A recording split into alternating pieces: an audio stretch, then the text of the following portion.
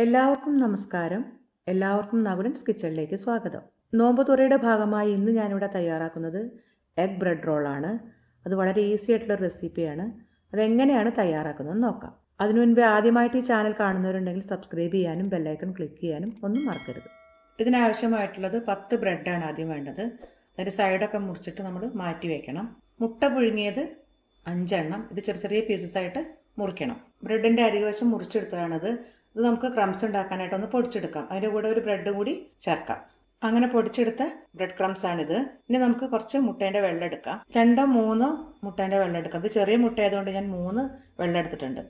ഇനി വേണ്ടത് പാൻ അടുപ്പത്ത് ചൂടാക്കുകയാണ്. ഇത് ചൂടായി വന്നിട്ടുണ്ട്. ഇനി നമുക്ക് കുറച്ച് വെളിച്ചെണ്ണ ഒഴിക്കാം. വെളിച്ചെണ്ണ ഒഴിക്കുമ്പോൾ ശ്രദ്ധിക്കേണ്ട കാര്യം, വറുത്ത് കോരാനും വെളിച്ചെണ്ണ ഉപയോഗിക്കണം, സവോള വഴറ്റാനും വെളിച്ചെണ്ണ ഉപയോഗിക്കണം. അല്ലെങ്കിൽ രണ്ടും സൺഫ്ലവർ ഓയിൽ, അങ്ങനെയാണ് ഉപയോഗിക്കേണ്ടത്.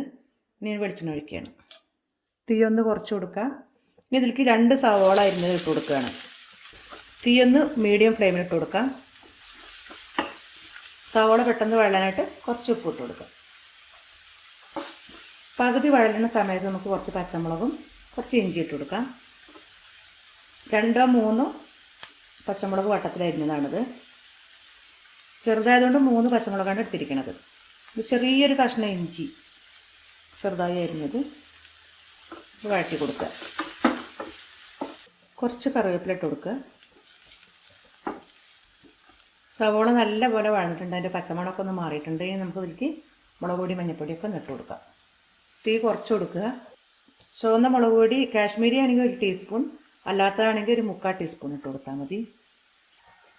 മഞ്ഞൾപ്പൊടി 1/2 ടീസ്പൂൺ, കുരുമുളക് 1/2 ടീസ്പൂൺ. നല്ലപോലെ ഒന്ന് വഴറ്റി കൊടുക്കുക. ഇതൊന്ന് അടച്ചു കൊടുത്തിട്ട് ഒരു 5 മിനിറ്റ് വേവിക്കുക. മസാല നല്ലപോലെ പിടിച്ചിട്ടുണ്ട്. ഇനി നമുക്കിതിലേക്ക് മുട്ട അരിഞ്ഞു കൊടുത്ത് ഇട്ട് കൊടുക്കാം.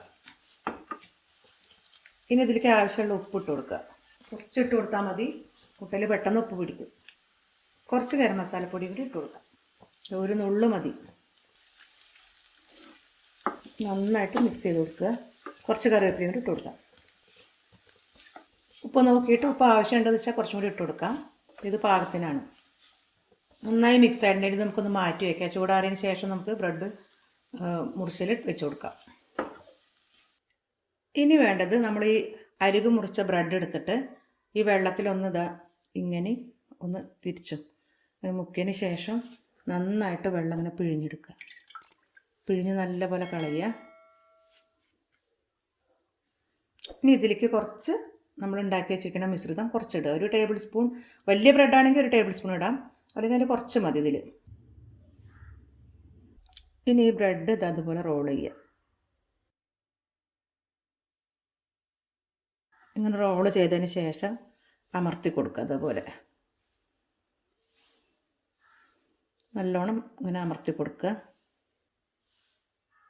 ഇനി ഇത് നമ്മൾ മുട്ടയിൽ മുക്കിയിട്ട്, പിന്നെ മുട്ടേൻ്റെ വെള്ളയിൽ മുക്കിയിട്ട്, ബ്രെഡ് ക്രംസിൽ മുക്കിയിട്ട്, സാധാരണ നമ്മൾ കട്ട്ലറ്റ് വറുത്ത് കോരുന്ന മാതിരി കോരിയാൽ മതി. ചീനച്ചട്ടി ചൂടായാലും നമുക്ക് കുറച്ച് വെളിച്ചെണ്ണ ഒഴിച്ചു കൊടുക്കാം.